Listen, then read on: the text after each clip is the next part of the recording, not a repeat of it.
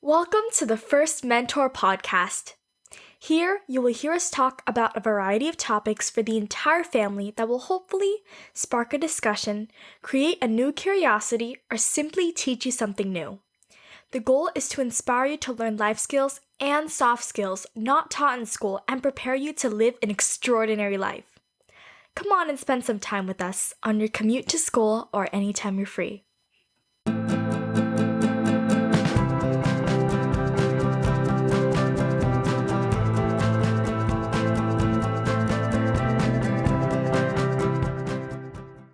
Welcome back. This is your host Vanessa Yang along with our co-host Ardino99 and Summer.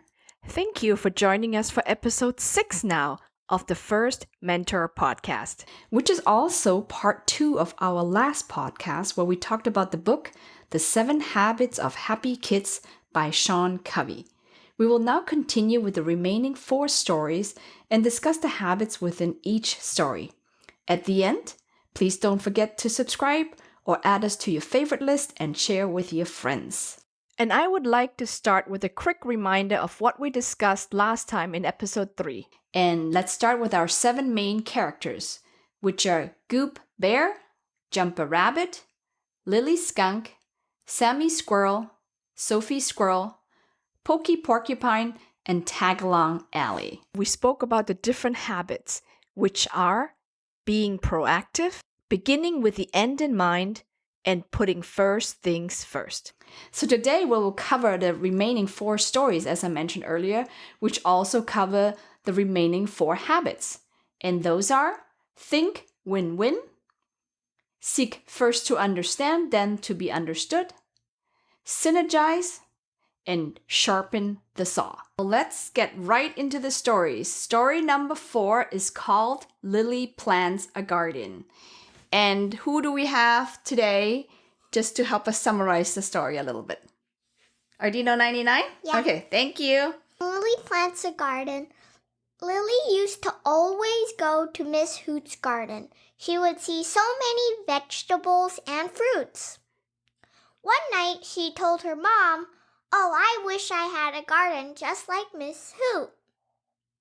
When her mom thought about it, when Lily really wanted a garden, she told her that she couldn't have one because she thought she'd end up doing most of the work.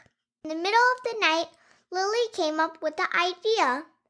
She wrote a list about the benefits her mom would get if she let her get a garden.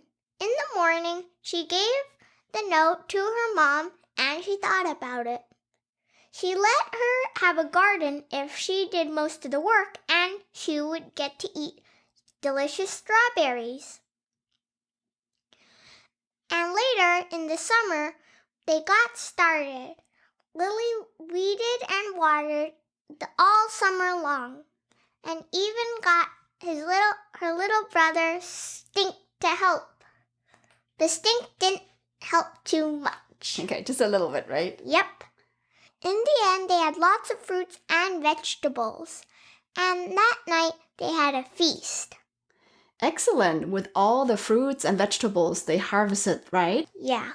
Okay, nice. So this story is obviously about habit number 4, which is thinking win-win. Yeah. And how do you connect the message of win-win to the story Lily Plants a Garden? So when you're thinking win-win, you're thinking about like we could both win. We could both get benefits. Mm-hmm. Lily wanted a garden and her mom also wanted strawberries. Okay. But she didn't want the hard work. Mm-hmm. So Lily got a garden and her mom got strawberries, so it was a win-win. Win-win, right? So Lily was really smart in writing it out, saying, "Hey mom, here is what you'll get and here's what I will do." So they both kind of got something out of it. Lily got her garden and her mom got fresh fruits and vegetables, right? Yeah. And this is very common for parents when the kids ask for something. Do you guys remember what you guys asked me for when you were younger, sometimes even now? And I said, nope, because I'm going to be the one end up doing all the work. Anybody remember what that was? Well, we wanted a dog, but Yes. we never ended up getting one. Exactly. It was a puppy. That's a very common question about kids. And the parents are like, no. And the kids always promise they would do all the work, take the dog out, feed, which normally really doesn't happen. Win-win. When you promise something to your parents and other people that you're going to commit to something, you also have to do it, right? That's also part of it. Our next story, which is story number 5, is teaching the habit of seek first to understand, then to be understood. This story is called Jumper and the Lost Butterfly Net. So I believe Summer's giving us a quick summary. So one day, Jumper went to find Goob to hang out. But then Goob was really sad because he lost his butterfly net. So instead, Jumper went to find Tagalong Alley. She was in her sandbox crying and whining. She was screaming, "Me tuera backwoods!" And they went to find Goob again, but he hasn't found his butterfly net yet. So then Tagalong Alley, she said, Butterfly net by Willie's tweet. and this time Jumper listened with his heart as well as his eyes, and not just his ears, and they found Goob's butterfly net near Lily's tree. Okay, so let's kind of start a discussion a little bit. How do you connect the habit of seek first to understand, then to be understood to this specific story? So many times I don't listen to what the person that I'm talking to, what they're saying, like, entirely. I kind of stop them before they're finished talking. So I think after learning this, I should listen to what the other person has to say before I speak my opinion. We do that a lot, right? Many times when we go back and forth in a discussion, we have different opinions, and you just can't wait for the other person to finish so you can insert your opinion. But in the meantime, you should just put your own thoughts on the side and really just pay attention to what the other person's saying, right? And how we connect this to the story is listening is not just using your ears to hear, right? Actually, research shows listening is only 10% of our communication. What else do we have to use to listen? We should be looking at, like, their body language and their facial expressions, because many times people say, "I'm fine," but then their facial expressions and their smile that they're trying to show you doesn't reach their eyes, and you see that. Right? Their voice says, "I'm fine." So you know when you ask them, "How are you? Is everything okay?" Yes. But you can tell from the tone, their face, their eyes are really down. They're not smiling. Their shoulders are maybe down. They look upset. And that's how you know. That's what true listening is about. Not just hearing the words, but looking at the whole picture, right? And that's what this is teaching us. Seek first to understand, really understand the other person with all your senses, then to be understood, meaning then you try to make them understand what your point of view is, right? In general, I wanted to see, and maybe Ardino 99 wants to add a little bit about it. Why do you think listening is so important? Do we do this enough? Listening is super important because once you're in conversation, you might not fully understand the other person because what they're saying, you might not be 100% hearing, looking at their body language, and see how they're doing. Yes, because most of us tend to want to speak. Our society is very about I, me, me. So we want to talk more, but we don't do enough listening, right? Correct. So that's really important. And that's why this habit, number 5, is so great for us to learn. Seek first to understand, then to be understood. Okay, we have now arrived at story number 6, and it's called The Big Bad Badgers. And Summer here will tell us all about it. On Saturdays, our friends from Seven Oaks would go to Uncle Bud's park to play soccer. One day, a new group called the Big Bad Badgers came and challenged them to a soccer game. And our friends from Seven Oaks were like, "Why not? Let's go start a soccer game." And after the soccer game started, everyone was playing until they slowly started getting distracted doing their own things. And the big bad badgers weren't taking any of this, and they were like, we're bored, we're gonna leave now. Bye, guys. But then Jumper and Sophie told them, stop, hold on, let me talk to my team. Sophie and Jumper gave their team inspiration that you have to work together as a team. We can do this. We can beat the big bad badgers. So the game started again, and they worked as a team, and their teamwork was amazing till the game was tied.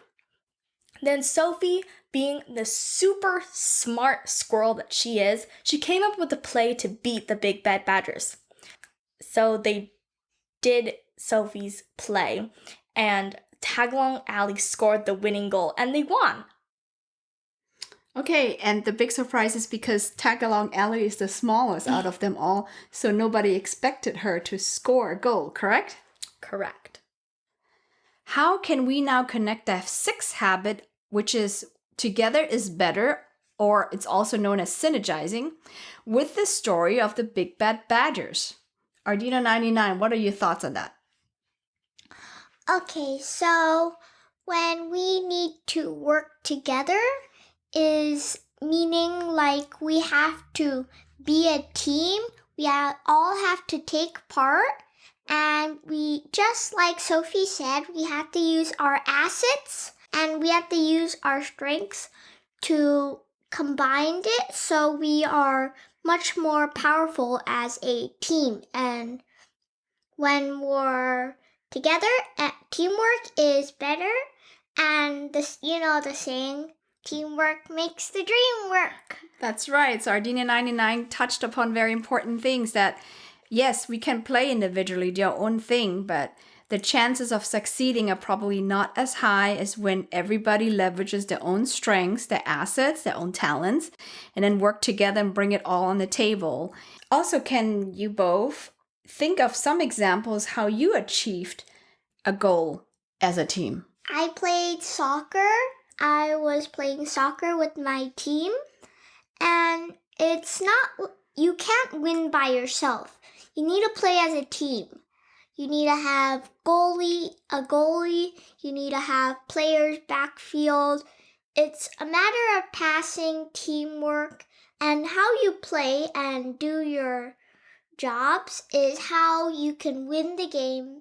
So yes, so sometimes you have to put your own ego on the side. You cannot just think, oh, I want to be the one who scores the most goals. So no matter what, it's just me scoring. What if you're not in a good position to do it, right? So you have to pass the ball. You have to think as a team, right? As long as a team wins, that's what matters. It's not about you. So teamwork, any team sports is where you can exhibit that spirit. So that's very good. Now I want to talk to our listeners. How about you?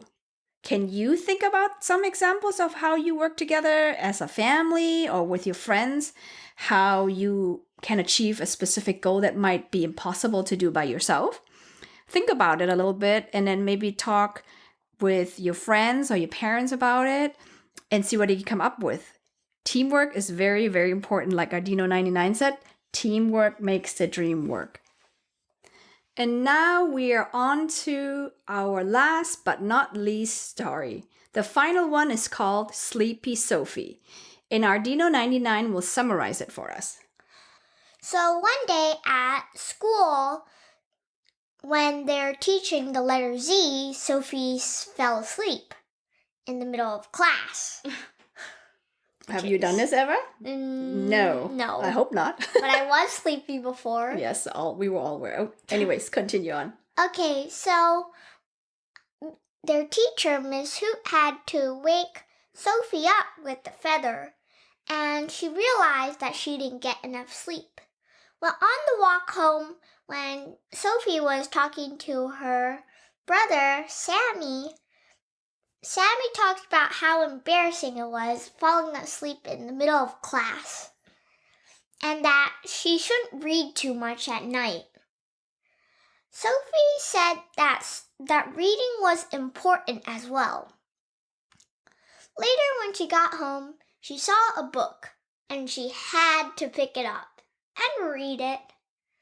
And then later on, some of her friends came and wanted to do activities such as drawing, exercise, and listening to some music.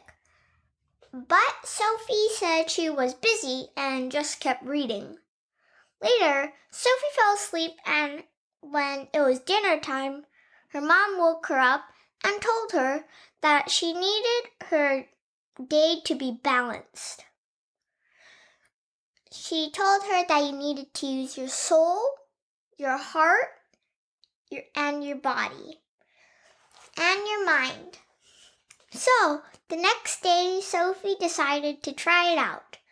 In the morning, she asked Lily if she wanted to color, and she had fun with her heart.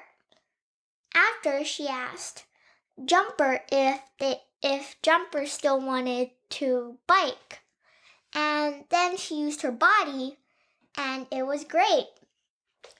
After, Sophie needed something quiet to listen to music, so she asked Pokey to go to Fisheye Lake and play his new tune. And then when she went home, her mom asked her how her day was. She told her it was very balanced and that she learned a lot. And then she decided to use her mind again by reading. Her favorite part to exercise, huh?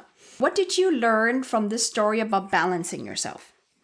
So in life, you can't have too much of one thing even though you love it. Like, for example, Sophie loved reading and she spent all her time reading that she didn't even focus on anything else and her body wasn't balanced. If you have too much of one thing, it's going to tip the scale, and balance, it's going to be chaos. You won't be calm, you won't be at peace, your mind, it's not good.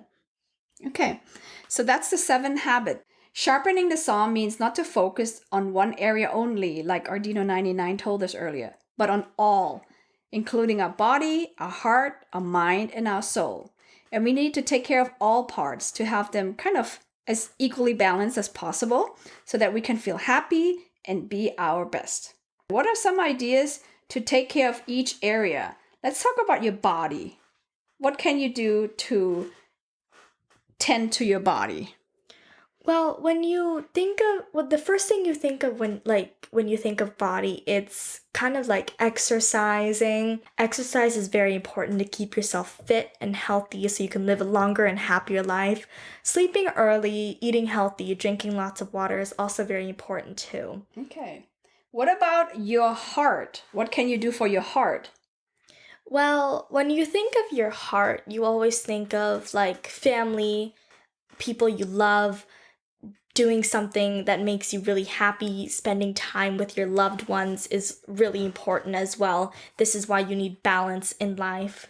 Okay, other things I could think of is like, sing a song together, turn up some music, dance to it, right? Anything that makes your heart jump and happy. How about your mind? What can you do to tend to your mind? As like Sophie, I also love reading. So reading always helps my mind. It keeps me busy. I honestly love reading fan fictions and like fiction books. It just really helps me, and it also keeps me really happy. Mm-hmm. And reading is one form of learning. So just in general, if you learn something new, you exercise your mind.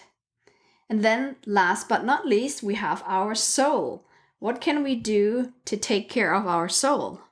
Something to help your soul is to just do something maybe quiet that calms you and relaxes you, like listening to some calming music, or just go hike to a waterfall. Yeah, go hike to a waterfall. See some beautiful flowers, or lay in the grass and look up in the clouds. It will really calm you. Right? Something quiet just for yourself, because we as a society tend to just run 100 miles an hour all the time. Just go, go, go, go, one activity after another. But sometimes we just forget to pause, rest, and relax. So it's very important to relax as well. Okay, we've covered now all 7 stories.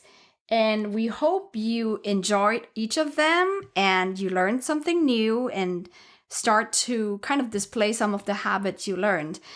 Hope to see you next time. Thanks so much. Bye. Thank you so much. Bye. Hope you enjoyed our discussion and everything we talked about, as well as the stories and the characters from the book 7 Habits of Happy Kids. If you're interested in purchasing this book to read the stories and then have an opportunity to talk about the lessons and details, please click on the link we provided. This will lead to the exact title on Amazon for your purchase. Once again, thank you so much for spending your time with us. We'll see you in the next episode. Have a wonderful day.